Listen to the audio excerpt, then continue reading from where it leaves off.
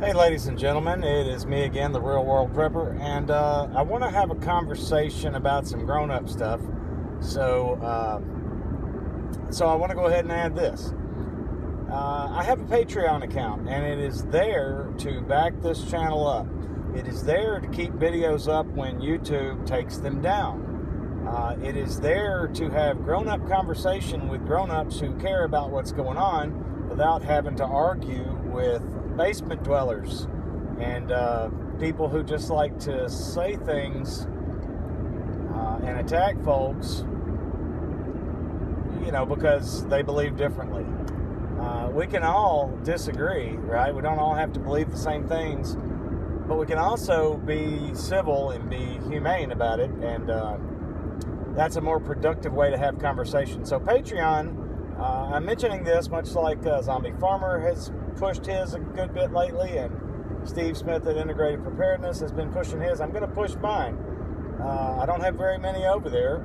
If you'd like to join me, $1 a month, you can pledge whatever you want.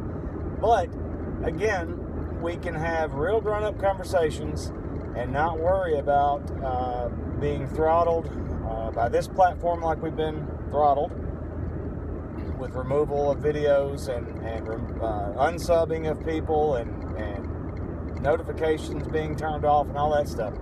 So anyway, let's have a grown-up conversation here now, and please go join me over on Patreon. It's in my About section, and here we go.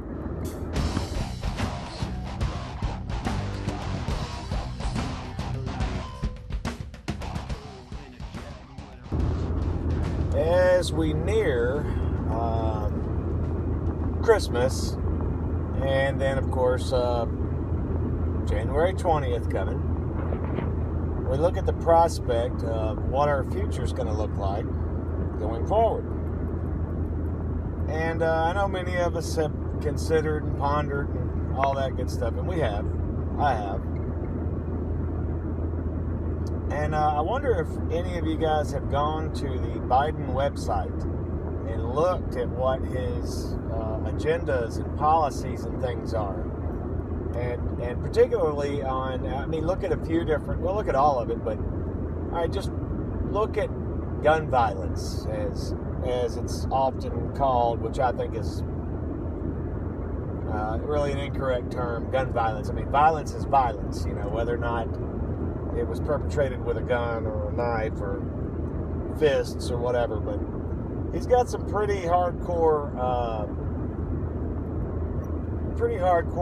gun violence actions that he plans to take. Many of you probably already know, but some of them, and this doesn't include all of them, but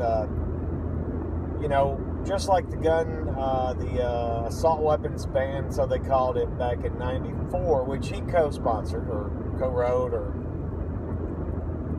supported anyway. They want to put a ban on of course, there's already a ban on fully automatic, not a ban, but you've got to have the tax stamp and all for fully automatics and short-barreled rifles and suppressors and things of that nature. Well, obviously he wants to enhance that to include semi-automatic rifles and what they consider high-capacity magazines, and that's still debated on whether or not that's 7 rounds or 10 rounds or whatever the case may be. They want to enhance the red flag laws, and I forget what they called it. They called it something else that sounded a lot nicer than red flag laws, but then in parentheses behind it they did say, this is the red flag law, And so anyway, just thinking about all this stuff going forward, we've either got that to look forward to. We've either got that to look forward to, as well as many other things. 100 days right out of the gate of wearing a mask. Likely mandatory vaccines coming along.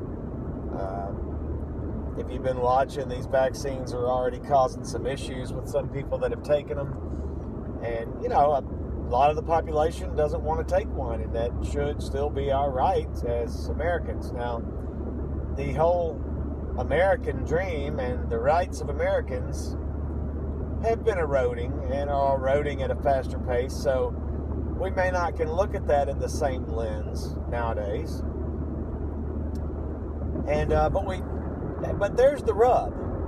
If you ask me, there's the rub, because we should be looking at that exactly in those terms and saying, we're not giving up anymore. In fact, we're going to reclaim what rights we've already lost or have given up.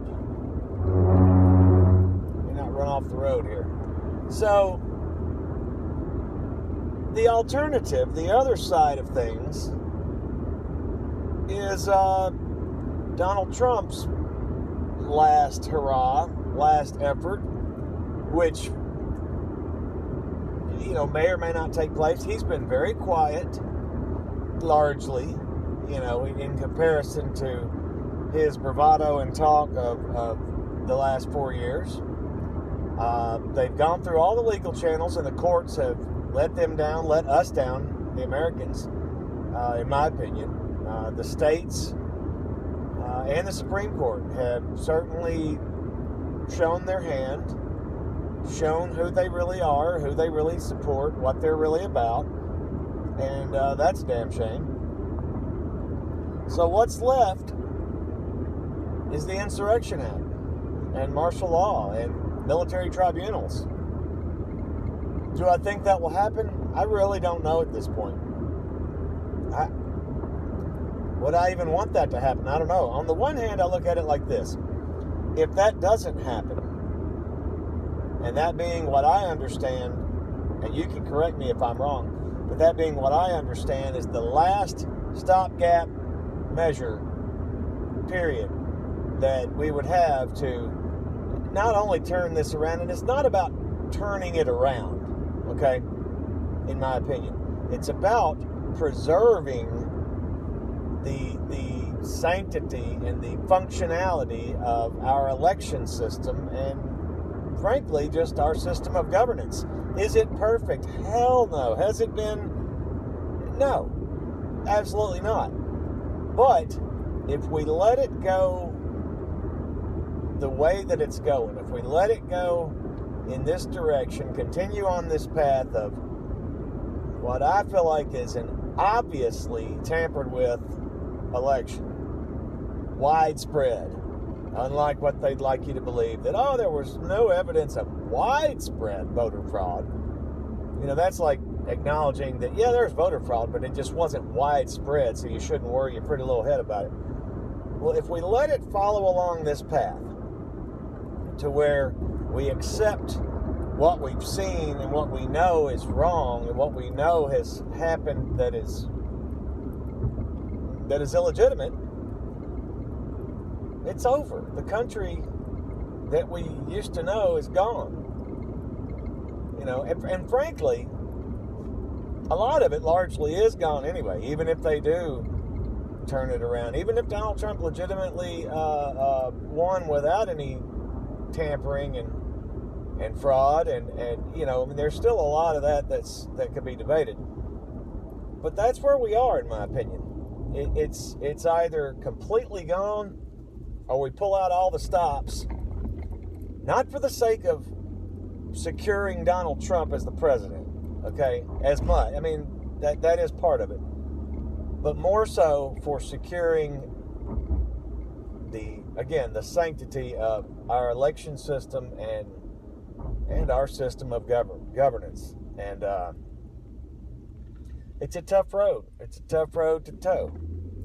And I think either way that you look at it, we're hearing all these reports about Chinese troops in Canada and Chinese troops south of the border and Chinese warships in the waters on either coast and of the United States mainland and all this stuff. And I listened to Stephen Ben Noon the other day, who said that we are at war with China. You'll have to watch that video. It was one of his most recent ones. If I can figure out which one it was, again, I'll maybe put the link in the description of this one. But, he claims that, and there are others who I've heard say this as well, that we're already at war. It's not we may go to war, or it's a Cold War, that it's kinetic. I mean, something about a bunker buster and 25,000 Chinese troops killed and all this stuff. So, you know, the media is not telling you about so much, as we know. We're entering this phase. We're nearing the end of 2020. We're real close to the time where somebody, mainstream media would have you believe that it's Joe Biden, but somebody is going to be in the presidential office come mid-January. Everybody's prepping. I say everybody. Lots more people than used to are prepping. More people than ever have purchased firearms. And here we are, just lying in wait. I've gone ahead and done a few extra things myself. Pulled the trigger on some things that I've been talking about a lot and hadn't done. And, you know, I'm tapped financially, frankly. But I think it's important. I think that's where we are. Watch real closely these next few weeks. And try and read between the lines if you can. Try and understand bigger parts of the pictures that you see. This is all tied together. There is nothing on this world stage that has to do with the United States, that has to do with China, that has to do with Israel, that has to do with Iran. Any of these big players, it is all connected. There is nothing out there on the table that is not all part of a bigger operation of events. So keep your eyes peeled. Definitely keep prepared. I've said it a bunch. Many of us have. If you hadn't already got the things you need, go ahead and get them. That's all I got. Thanks, Real World Prepper.